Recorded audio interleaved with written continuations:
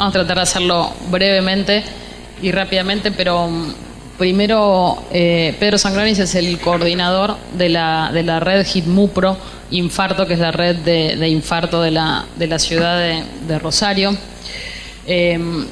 ¿Cómo comenzaron ellos, ¿no? Ellos empezaron en agosto del 2014 desde de vuelta, ¿no? Desde una inquietud del personal médico, digamos, para intentar mejorar el tratamiento de los pacientes con infarto. Entonces lo que hicieron fue juntar esto que venimos diciendo, absolutamente a todos los actores. Estuvieron los miembros del servicio de hemodinamia del Hospital Provincial del Centenario, los jefes de unidad coronaria de los hospitales públicos de Rosario, las autoridades del CIES, del servicio de emergencia, los jefes de guardias externas de absolutamente todos los hospitales de la ciudad que no tenían unidad coronaria y en donde no hay cardiólogos incluso, y lograron hacer que participen las autoridades provinciales y municipales. Entonces empezaron bien, digamos, con un proyecto súper embrionario desde noviembre de 2014, que integró obviamente que involucró a los hospitales públicos de Rosario, tanto los que son municipales como provinciales, y le pusieron este nombre, que es HITMUPRO Infarto. Y básicamente el objetivo fue lograr reperfundir a la mayor cantidad de pacientes y en los tiempos recomendados por las guías clínicas, que era lo que hablábamos recién en la teoría, digamos. Entonces, claro, lo que hicieron fue Rosario, que ustedes lo conocen seguramente mejor que yo. Hay 3 hospitales, este es el hospital de Pedro, que es el Centenario. Hay otros 2 hospitales, digamos, que no tienen hemodinamia. El de Pedro es el único que tiene hemodinamia, pero sí tienen UCO y cardiólogos. Y después otros hospitales, digamos, que son las que están en Coloradito, que son los que no tienen unidad coronaria, ¿sí? Entonces, primero la política que tomó la red fue decir, bueno, en Rosario no se administran trombolíticos, porque acá, digamos, yo los veo como muy abiertos, digamos, a la angioplastia, que está fenomenal y todos creemos lo mismo, pero aunque no lo crean, hay otros lugares de la Argentina y gente de las sociedades científicas que todavía siguen defendiendo los trombolíticos como única opción de tratamiento. Entonces, bueno, digamos, Pedro lo que dijo fue trombolíticos nada, para pasar, digamos, para infundir en la ciudad de Rosario. Entonces eso permitió primero decir, bueno, perfecto, o sea, si vamos a hacer angioplastia, no importan los tiempos iniciales, pero la idea es empezar a medirlos y después para empezar a mejorar. Este es el angiógrafo, que es una Lura FD20, que es el servicio de hemodinamia de ellos, que les costó tenerlo, digamos, pero gracias a las autoridades entendieron que tenían que tener un equipo de buena calidad para hacer angioplastia, y venían de esto, del Optimus, que es la segunda sala que ellos tienen. Entonces, bueno, a los comienzos, como dijimos, ¿no? Tomaron primero el área de Rosario, y la idea, como dijimos, es ir ampliando e ir tomando el segundo cordón, que es el Gran Rosario, en donde uno podría inicialmente derivar a los pacientes para hacer angioplastia primaria, y un tercer cordón ya, digamos, más en la periferia, en donde la estrategia farmacoinvasiva podría tener algún rol. Está claro que Pedro no empezó, digamos, las 3 cosas a la vez, sino que fue desde Rosario hacia afuera. Y ellos lo que tienen es, entendiendo, digamos, la población de Rosario, el 30% es lo que cubre, digamos, el servicio público, y con la misma cuenta que hizo Nacho hace un rato, se supone que tienen que tener entre 240 y 400 infartos por año. Entonces, dentro, digamos, de la dinámica que me preguntaron hace un rato, cómo hacer para ponerlo en marcha y demás, bueno, reuniones mensuales de todos los actores, hicieron y armaron el código infarto, digamos, o sea, que es el protocolo, digamos, que los guía y que guía el accionar de ellos, y entendieron que si activan el código infarto es una emergencia, digamos, es igual que un politrauma. Hicieron el protocolo de trabajo y capacitaron a todos los actores.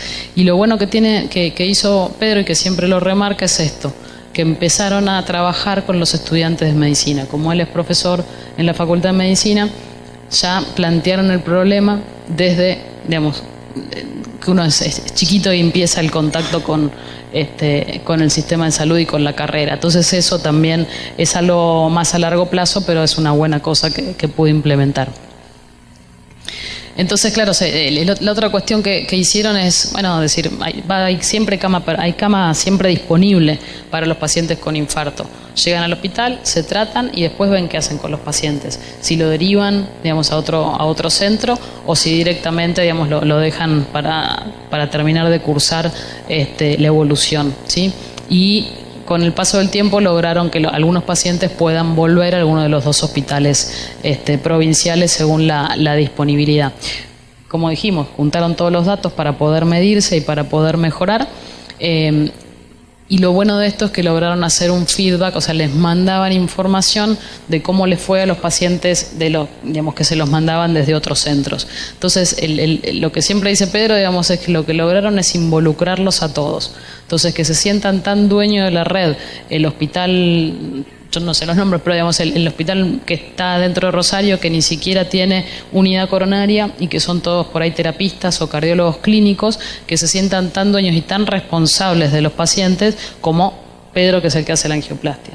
Entonces eso es la concepción, digamos, del trabajo en equipo. Esta es la base, digamos, la ficha que ellos tienen.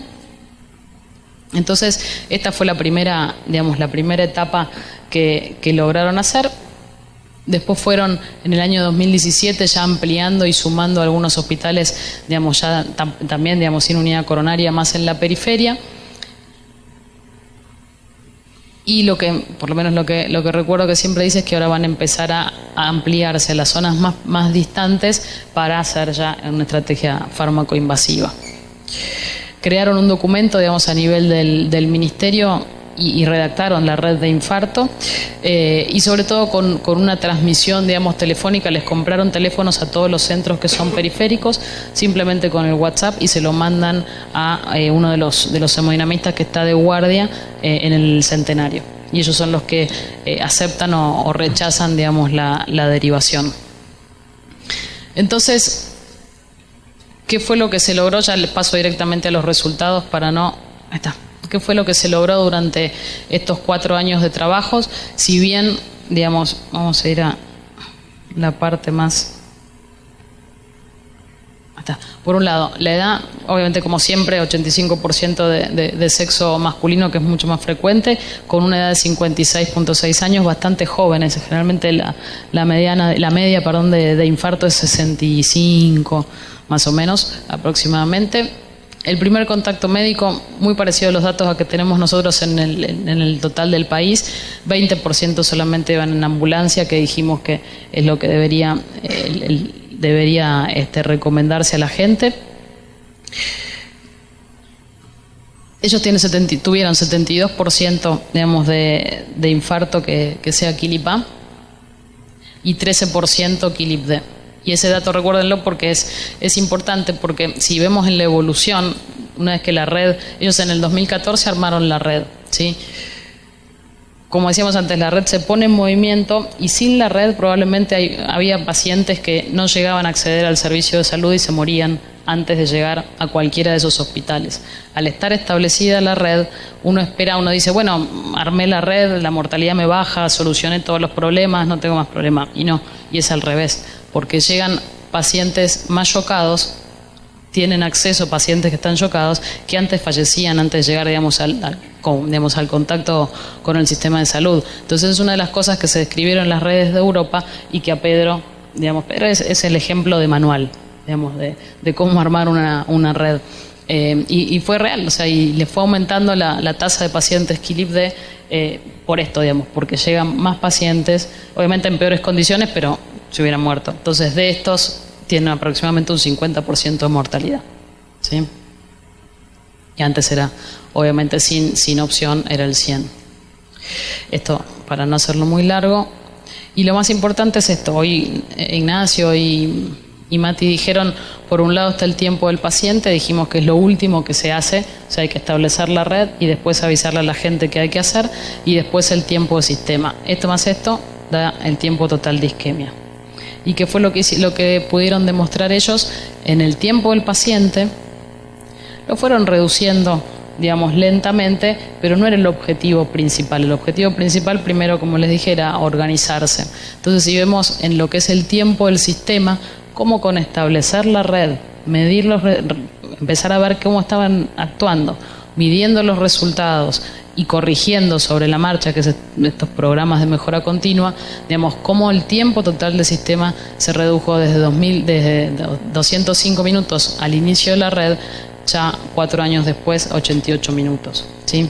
Y cómo el tiempo de isquemia total También, esto es, ¿se acuerdan del paciente sumado al sistema? Se redujo, pero se mantuvo más, no se redujo tanto porque todavía falta modificar un poco más el tiempo del paciente. Después lo mismo, como el tiempo, digamos, del procedimiento, que es el ingreso a la sala de hemodinamia, hasta que se cruza la cuerda, cuando empezó eran 30 minutos, y ordenarse adentro de la sala también le permite ir ganando minutos. Y ganando minutos del orden del procedimiento, de la entrada del paciente, de la preactivación y demás, termina sumando y beneficiando, digamos, al paciente. ¿Se acuerdan el gráfico? Este es el que mostró Nacho. Acá está la mediana del tiempo puerta-varón. Este es el reporte que nosotros les enviamos a ellos y que se los estamos mandando a ustedes también todos los meses.